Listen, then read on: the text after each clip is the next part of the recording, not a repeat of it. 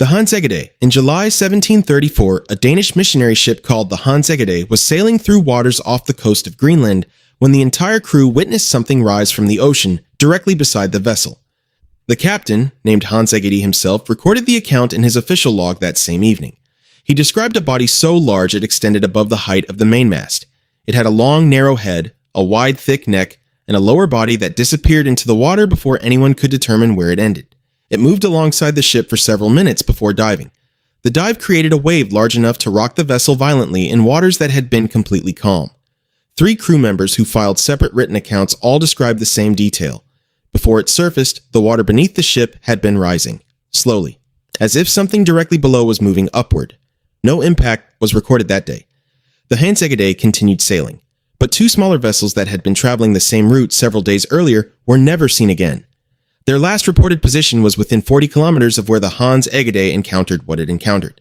Hans Egede was a trained academic. He did not believe in sea monsters. He filed the report anyway because what the entire crew saw required documentation. It was never identified. The HMS Daedalus.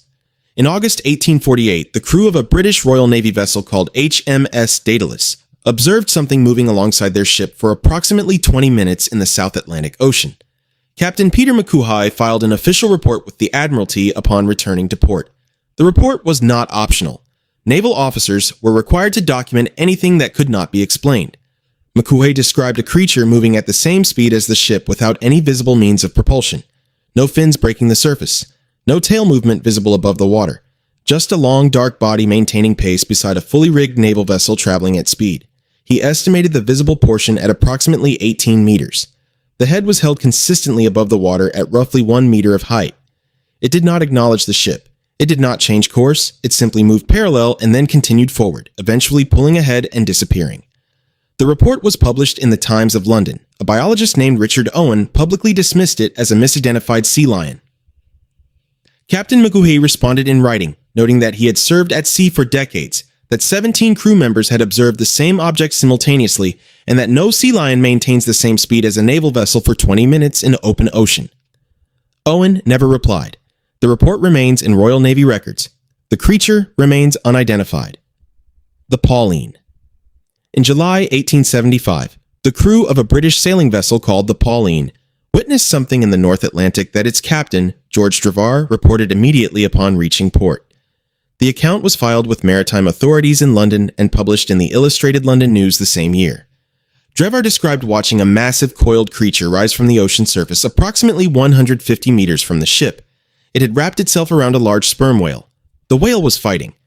The crew watched for 15 minutes as the creature pulled the whale downward in a slow, controlled motion until both disappeared beneath the surface. The water where they went under showed no disturbance afterward. No whale. No creature. Nothing floating. 3 crew members signed sworn statements. The accounts matched in every detail, including the coiling motion, the size of the creature relative to the whale, and the complete absence of any surface evidence after the dive. A sperm whale is one of the largest and most powerful animals alive. It has no natural predator capable of coiling around it and pulling it under. Giant squids attack sperm whales but are themselves prey, not predators of the species. Whatever coiled around that whale was larger than the whale, and it pulled something that weighs 50,000 kilograms straight down without effort. No similar creature has ever been recovered, filmed, or classified. The USS Cyclops. In March 1918, a United States Navy cargo ship called the USS Cyclops departed Barbados with 306 people aboard and sailed into the North Atlantic. No distress signal was ever sent, no wreckage was ever found, no body was ever recovered. The USS Cyclops simply ceased to exist somewhere between Barbados and Baltimore. It was the largest single loss of life in United States Navy history outside of combat. The investigation found no storm on the recorded route, no enemy vessel in the region, no mechanical failure reported before departure. The last communication from the ship was routine. Whatever happened, happened without warning and without time to respond. A merchant vessel traveling the same route 3 days earlier reported something unusual in the water. The crew described a disturbance beneath the surface, a rising pressure wave that lifted the ship slightly before passing. The captain noted it as a possible submarine. The U.S. Navy had no submarines operating in that corridor at that time.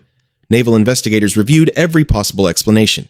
Weather, structural failure, enemy action, navigational error, none produced a complete account for how 306 people and an entire cargo vessel disappeared without a single piece of recoverable evidence.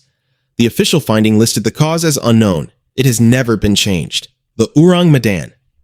In February 1947, distress signals were picked up from a Dutch cargo ship called the Orang Medan, traveling in the Strait of Malacca between Indonesia and Malaysia. 2 American vessels intercepted the signal. The message described the crew dying. The final transmission was 2 words followed by silence. When rescuers boarded the ship, they found the entire crew dead. Expressions on their faces described by boarding crew as terror. Arms extended upward. Eyes open. No injuries, no visible cause of death on any crew member. The captain was found on the bridge in the same condition. The ship's dog was also dead. Same position, same expression. A rescue team member named Silvio Shirley, who later gave interviews to European press, described the temperature inside the ship as significantly colder than outside despite the tropical heat. He described a smell he could not identify, and he described something the crew had written in the final log. The entry referenced something beneath the ship, something they had seen rising from below through the cargo hold windows before communications were cut. Before the rescue team could complete their investigation, fire broke out in the cargo hold. The fire spread faster than anything the rescue crew had seen before. The Orang Medan sank within minutes. The cargo manifest was never recovered. The cause of death was never determined. The fire was never explained. The MV Derbyshire. In September 1980, the MV Derbyshire sank in the South China Sea during Typhoon Orchid. It was the largest British ship ever lost at sea. All 44 crew members died. No distress signal was sent. No life raft was deployed, nothing was recovered from the surface. The official investigation initially concluded the ship sank due to storm damage. The families of the crew spent 17 years challenging that finding. In 1997, a deep-sea survey finally located the wreck at 4,200 meters. What the survey found changed the official conclusion. The bow of the ship showed impact damage consistent with an external force striking upward from below. The damage pattern did not match wave stress or structural failure. It matched a collision with something large moving upward against the hull at speed. A marine engineer named Dr. David Hooper, who analyzed the wreck data, noted that the damage sequence suggested the ship had been struck from beneath before the storm waves reached critical force. The strike had compromised the hull in a way that made the subsequent storm damage catastrophic rather than survivable. The official cause was quietly updated to include structural compromise from an unidentified external impact. The ocean at that location is 4,200 meters deep. No geological feature exists at the depth where the impact originated. Whatever struck the Derbyshire from below was not the ocean floor. It was something moving through it.